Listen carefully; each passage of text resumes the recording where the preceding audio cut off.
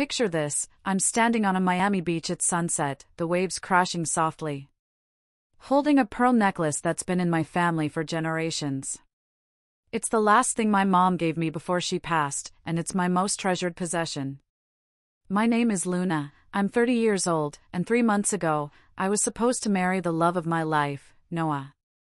But at our engagement party, his parents stood up in front of everyone and mocked my late mother, her kindness, her legacy, her everything. I was shaking with rage, humiliated, betrayed. And in that moment, I did the unthinkable. I called off the wedding, right there, in front of a room full of strangers. Why? Because sometimes, you have to choose between love and self-respect. And there's one more thing, a secret about that necklace that broke my heart all over again. Stick with me, because this story isn't just about a broken engagement, it's about standing up for the people who matter most, no matter the cost. I met Noah 4 years ago at a charity gala on South Beach, under a canopy of fairy lights strung across palm trees. The air was thick with the scent of salt and jasmine, and Noah stood out in his crisp blazer, charming the crowd with his easy laugh. He was an event manager for his family's company, Starlight Events, always moving, always making people feel special. We bonded over a shared love of salsa music, sneaking away from the gala to dance on the boardwalk, the rhythm of the waves matching our steps. He'd buy me tacos from a food truck on Ocean Drive, and we'd sit on the curb, laughing until midnight. It felt like fate. After 3 years, he proposed on that same beach, down on one knee as the sky burned coral and gold. I said yes without a second thought, my heart swelling with dreams of a life together. But marrying Noah meant joining his family, his parents, Charles and Vivian, who ran Starlight Events with an iron grip. They were Miami's elite, always name-dropping clients like pop stars or tech moguls, their lives a parade of yacht parties and exclusive galas. At first, I thought their bravado was just part of their charm, loud, confident, a bit over the top. But over time, I saw the truth, their entitlement wasn't just a quirk, it was a way of life, and it bled into everything they did. Before I get to the engagement party that changed everything, let me tell you about my mom, Eleanor. She was a nurse for 30 years, the kind of woman who'd stay late to hold a patient's hand or slip a sandwich to a homeless man outside the hospital. She passed away 3 years ago from heart disease, and losing her was like losing the ground beneath me. I still remember her in our tiny Miami kitchen, her apron dusted with flour, dancing to Celia Cruz while making empanadas. Even when her illness drained her, she'd smile through the pain, saying, "Luna, kindness is the only thing that lasts." She lived that truth.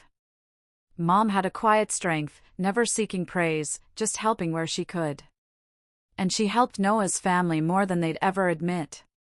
When Starlight Events was on the verge of bankruptcy after a client sued them over a botched wedding, Mom introduced Charles and Vivian to a wealthy investor who saved their company. It wasn't just a favor, it was a lifeline. When a hurricane tore through Miami and flooded their Coral Gables home, Mom gave them $5,000 from her own savings to rebuild. No strings attached. She even rallied her church group to raise funds for Vivian's charity, a program for underprivileged kids that Vivian loved to flaunt at galas but barely managed. That was Mom, always there, always giving, never expecting anything back. But Charles, Vivian, and Noah? Their gratitude was as thin as the Miami breeze. They'd toss out a quick thanks over coffee, maybe, but never anything real. I'd bring up Mom's help sometimes, hoping they'd acknowledge her, but Vivian would change the subject with a tight smile, and Charles would mutter about tough times in business. It hurt, like a splinter I couldn't pull out. When I introduced Noah to Mom, she saw the good in him. "He's got a spark, Luna," she said, her eyes crinkling. "Just make sure he sees yours too." I thought he did. But as we got closer, I noticed cracks. Noah would roll his eyes when I talked about Mom's volunteer work, calling it sweet but a bit much. Once, he laughed and said she was always playing Mother Teresa.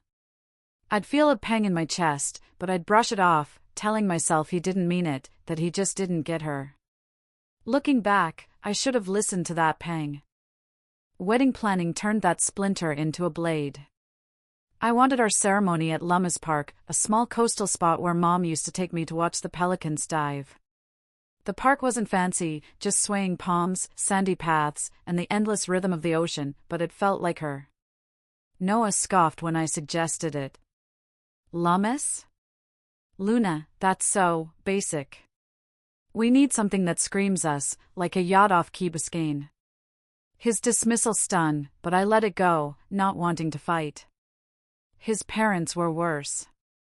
Charles would make jabs about my small-town vibe, even though I grew up in Miami's Wynwood, surrounded by murals and street vendors.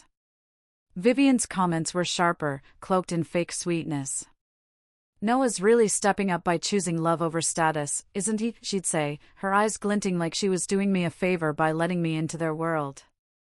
Each remark was a paper cut, small but cumulative, slicing away at my patience. I kept quiet for Noah's sake, telling myself things would settle after the wedding. I was wrong. The engagement party was where it all unraveled. Charles and Vivian insisted on hosting it at the Fontainebleau, Miami's crown jewel of hotels, with its glittering chandeliers, marble floors, and oceanfront views. They made it sound like a grand gesture, a gift to us. "We're pulling out all the stops," Vivian said at every planning meeting, her voice dripping with pride. Charles couldn't resist bragging, "This is the best venue in Miami, Luna. You're lucky we secured it." It felt less like a celebration of our love and more like a stage for their ego. When I asked about the guest list, Vivian waved me off like I was a child. "Luna, we've got this. Just show up and look pretty." It grated on me, whose engagement was this, anyway? The menu was another red flag: caviar canapes, truffle-infused lobster, dishes my mom would have laughed at and called fancy nonsense. Vivian couldn't resist a dig. "This is a step up from what you're used to, isn't it, Luna?" I forced a smile, but inside, I was a storm waiting to break. A week before the party, something happened that should have stopped me cold. We were at Charles and Vivian's mansion in Coral Gables, surrounded by their sleek furniture and modern art, going over wedding details. I suggested a small tribute to Mom during the ceremony, a candle lit at Lummus Park in her memory, maybe with her favorite song, Guantanamera, playing softly. Vivian didn't even look up from her tablet. Eleanor had interesting tastes, didn't she? "Let's keep it sophisticated, Luna." Her words were a knife, twisting deep. Noah just sat there, scrolling through Instagram, not saying a word. I felt a lump in my throat, the kind that comes when you're fighting tears. My mom's memory wasn't interesting, it was sacred. I wanted to snap back, to tell Vivian she had no right, but I didn't. I swallowed my anger, telling myself I was keeping the peace. Really, I was avoiding the truth. Noah's family didn't respect me, and he wasn't standing up for me. The night of the engagement party, the Miami air was heavy with humidity and tension. Noah and I drove to the Fontainebleau, the skyline glowing like a postcard. I tried to lighten the mood, asking if he was excited. He barely looked up from his phone. "It's just a party, Luna. Don't stress." His dismissal was a weight on my chest, but I pushed it down, focusing on the road. At the hotel, Charles was in full host mode, shaking hands like a politician, his Rolex glinting under the lights. Vivian directed the staff with the precision of a general, her sequin dress catching every eye. The venue was breathtaking: white tablecloths, crystal glassware, the ocean shimmering through floor-to-ceiling windows. But I felt like an outsider, a guest at someone else's show. When I saw the guest list, my heart sank. It was packed with Charles and Vivian's business associates, socialites, and distant cousins, with only my brother Jake and my best friend Mia from my side. I pulled Noah aside, my voice low. "Why are there barely any of my people here?" He sighed, exasperated. "Luna, your family's small. We had to fill the room. It's not a big deal." That phrase again, not a big deal. I bit my lip, the unease gnawing deeper, but I went back to mingling, pasting on a smile. Dinner was a blur of clinking glasses and forced laughter. Then the speeches started, and that's when the storm broke. Charles took the mic first, standing tall in his tailored suit, grinning like he owned the room. Welcome, everyone, to the union of two families, our Noah and, of course, Luna. My name sounded like an afterthought, and a few people chuckled. He went on about Noah's brilliance, his ambition, how he was destined for greatness. Then he said, and now he's found someone to keep him grounded. His smirk was a blade, implying I was holding Noah back. My brother Jake shifted in his seat, his jaw tight, his eyes burning. Vivian went next, gliding to the mic in her sequin dress, her smile as polished as the marble floor. She gushed about Noah, her perfect son, then turned to me with a smile that didn't reach her eyes.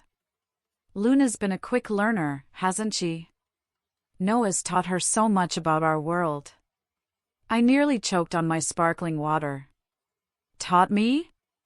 I'd been navigating Miami's chaos my whole life, from Wynwood street fairs to Overtown's late-night jazz clubs, while they played dress-up with their wealth. Her words were a slap, and the room's polite laughter felt like salt in the wound. Then Charles grabbed the mic again for a final toast. He raised his glass and said, "Let's honor someone who's no longer with us, Luna's mom, Eleanor." My heart lifted for a split second, hoping for something kind. Then he continued, "Eleanor was one of a kind, always sticking her nose where it didn't belong, right?" Vivian laughed, loud and sharp, her voice cutting through the silence. "Oh, absolutely. She thought she was everyone's savior." The room went quiet, but Noah burst out laughing, his voice echoing like a betrayal. My face burned, my hands trembling under the table. My mom, who'd given them everything, was being reduced to a punchline in front of Miami's elite. I looked at Noah, waiting for him to shut it down, to say anything. But he just grinned, sipping his drink like it was all a big joke. The room spun, the chandeliers blurring above me. I saw Mom in my mind, her hands kneading dough in our kitchen, her voice singing along to salsa, her smile never fading even when she was sick. And here they were, mocking her. Vivian walked over, her heels clicking, and leaned in with that fake sweetness. "Luna, honey, it was just a bit of fun. Don't take it personally." That was it. Something inside me snapped, like a wave crashing over a dam. I stood up, my chair screeching across the marble floor. The room went dead silent, every eye on me. My heart pounded so hard I could hear it, but my voice was steady. "Are you serious right now?" I said, locking eyes with Vivian. She blinked, clearly not expecting me to speak up. Charles raised an eyebrow, swirling his drink. Noah whispered, "Luna, sit down." I ignored him. "Let me get this straight," I said, louder now, my voice carrying across the room. "You stand here, mocking my mom, the woman who saved your company, who gave you money to rebuild your home, who propped up your charity, and you call it fun?" Charles leaned back, smirking. "Relax, Luna. You're blowing this out of proportion." "Blowing it out of proportion?" I snapped, my voice rising. "My mom gave you everything, and you're turning her into a joke in front of your fancy friends." My brother Jake was gripping his glass, his knuckles white. Vivian tried to laugh it off. "Oh, Luna, Eleanor just loved to take charge, didn't she? It's endearing, really." That word, endearing, felt like a slap. "Take charge?" I said, my voice shaking with rage. "She saved your business when it was crumbling. She gave you $5,000 to fix your house after that hurricane. She rallied her friends to keep your charity afloat. And this is how you repay her? By laughing at her memory?" Charles stood up, his face hardening. "That's enough, Luna. If you're going to throw a tantrum, maybe you don't belong in this family." Noah tugged at my sleeve. "Luna, let's talk outside." I yanked my arm away. "No, Noah. We're talking right here. You laughed while they trashed my mom. You didn't say a word to defend her." The room was buzzing with whispers, forks clinking awkwardly as people pretended to eat. I could feel the weight of their stares, but I didn't care. This wasn't about them. It was about my mom. This isn't just about tonight, I said, turning to the crowd. This is about a family that doesn't respect me or my mom's legacy. I can't marry into that. The wedding is off. The room erupted, gasps, murmurs, chairs scraping. Noah's jaw dropped. Luna, no, he stammered, reaching for me. I held up my hand. I'm done, I said, grabbing my purse. Jake grabbed his jacket, shooting Charles a look that could have started a fire. Mia, my best friend, followed us out, her heels clicking in solidarity. Outside, the Miami air was warm, the ocean breeze carrying the scent of salt. The neon lights of South Beach glowed in the distance, but all I felt was the weight of what I'd done. Jake put a hand on my shoulder. You did the right thing, sis. But as we stood there, the waves crashing in the background, I felt a gnawing sense that leaving wasn't enough. Noah's family would spin this, paint me as the dramatic one who ruined their perfect night. I couldn't let that happen, not for me, not for Mom. I need to go back, I said, my voice firm. Jake's eyes widened. What? Luna, you don't owe them anything. I know, I said, looking at the hotel's glowing entrance. But I'm not letting them rewrite this story. Not about Mom. I walked back in, my heels echoing in the silent lobby. The ballroom was still buzzing, guests whispering, stealing glances at the door. Noah was at our table, his face pale, his hands fidgeting. Vivian and Charles were sipping wine, looking far too pleased with themselves. When I stepped to the front, the room hushed again. Excuse me, everyone, I said, my voice steady despite the knot in my stomach. I have one last thing to say. Noah stood up, his eyes pleading. Luna, what are you doing? I ignored him and faced the crowd. I know this isn't the place for this, but after tonight, I can't wait. This wedding is over. Not because I'm overreacting, but because I deserve a family that respects me and the woman who raised me. My mom, Eleanor, gave everything to help people, including Noah's family. She saved their company, their home, their charity. And they mocked her for it. Noah, you stood there and laughed. That's not love. That's not family. Charles scoffed, his voice dripping with condescension. You're making a mistake, Luna. You're throwing away a good thing over nothing.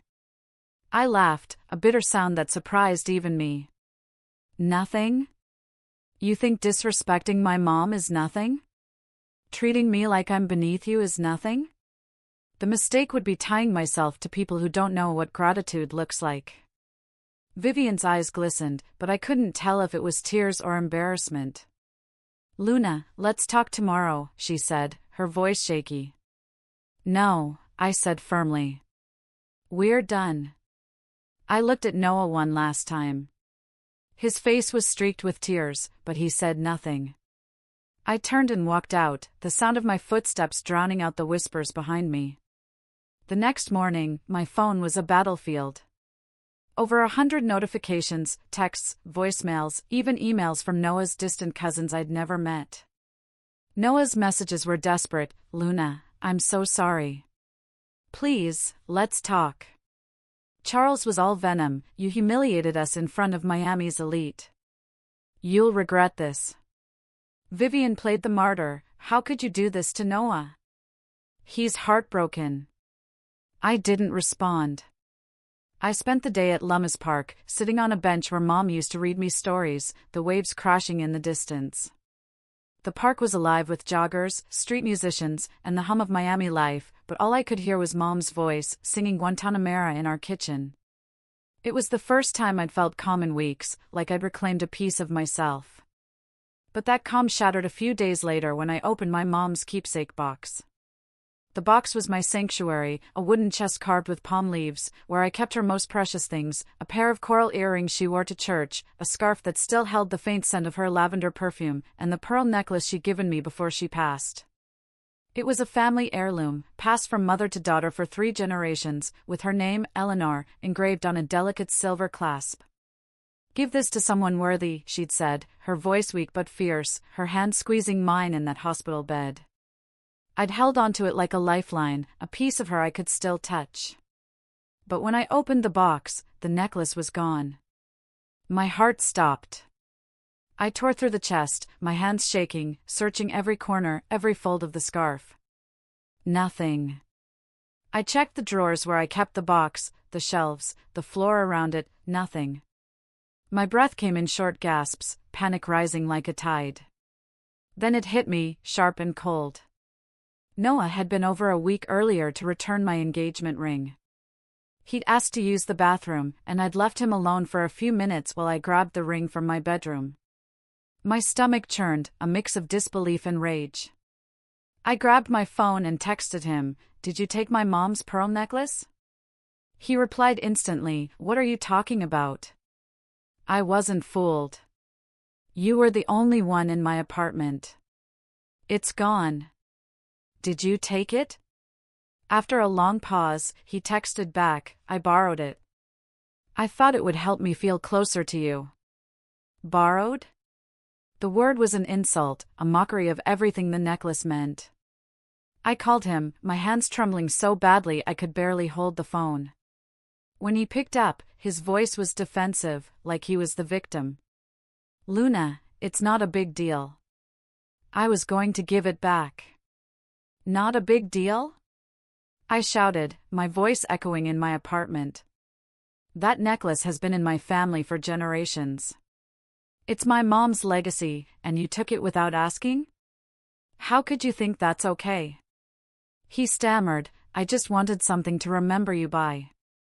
I left it at my parents' for safekeeping." Safekeeping?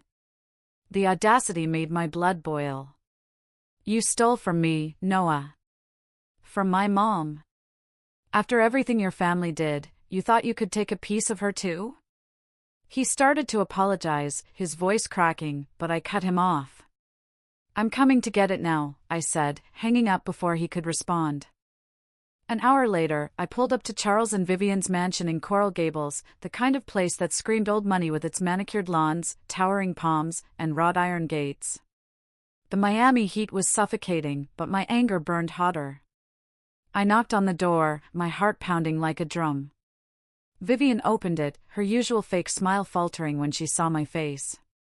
"Luna, what's this about?" she asked, her voice cautious. "I'm here for my mom's necklace," I said, my tone ice-cold. She blinked, stepping aside, her silk robe swishing as she moved. Noah came downstairs, holding the necklace, his eyes red and puffy, his hair disheveled. "Here," he said, holding it out like a guilty child. I snatched it, checking the clasp to make sure it was unharmed. The pearls gleamed under the chandelier, and for a moment, I saw Mom smile, her hands tying the necklace around my neck when I was a girl. "Luna, I'm sorry," Noah said, his voice breaking. "I didn't mean to," I cut him off. "You didn't mean to? You stole from me, Noah. From my mom. After your family mocked her, you thought you could take a piece of her too?" Vivian tried to intervene, her voice syrupy. "Luna, he was just—" "No," I snapped, turning to her. "You don't get to excuse this. You mocked her, and now he's stealing from her. You're done disrespecting us." I turned and walked out, the door slamming behind me, the sound echoing in the quiet street. Back home, I sat on my balcony, the necklace in my hands, the Miami skyline shimmering under a blanket of stars. The ocean whispered in the distance, a rhythm that felt like Mom's heartbeat. I thought about her, her laugh, her warmth, the way she danced to salsa music in our kitchen, twirling me until we were dizzy with joy. I saw her in the hospital, her hands frail but her eyes fierce, telling me to live boldly, to love deeply, but never to settle for less than I deserved. Losing her was the hardest thing I'd ever gone through, but losing Noah? That was liberation. I'd loved him, or at least the version of him I thought I knew, the one who danced with me on the boardwalk, who promised me forever under the Miami sunset. But that Noah was gone, replaced by someone who couldn't stand up for me, who laughed at my pain, who took what wasn't his. I blocked his number, deleted every message, and cut off all contact with his family. The pain of letting go was real. My heart ached for the life I'd imagined, the wedding I'd planned, the future I'd dreamed of. But the relief was stronger, a wave washing away the weight of their disrespect. I'd stood up for my mom, for myself, for the values she'd instilled in me: kindness, loyalty, self-respect. The necklace, safe in its carved wooden box, felt like a promise kept. One day, I'll pass it to someone who deserves it, someone who understands what it means to love without conditions, to honor the past while building a future. For now, I'm focusing on me, my art, my family, my peace. I'm back to sketching under the palms at Lummis Park, my pencils dancing across the page like Mom's feet on our kitchen floor. My mom and Jake are my anchors, their love a reminder that family isn't about status or wealth, it's about showing up, no matter what. As I sat on my balcony, the pearl necklace gleaming under Miami's starry sky, I felt Mom's presence, her strength, her love, guiding me. Walking away from Noah wasn't just about ending a relationship, it was about honoring my worth and her legacy. Life's too short to let anyone dim your light or disrespect those you hold dear. So, I ask you, what would you do to protect the ones who shaped you? Share your story below, hit that like button if this resonated, and subscribe to join me on this journey of courage and truth. Your support fuels these stories, inspiring me to create more content that sparks your heart and soul. Let's keep this conversation alive, together.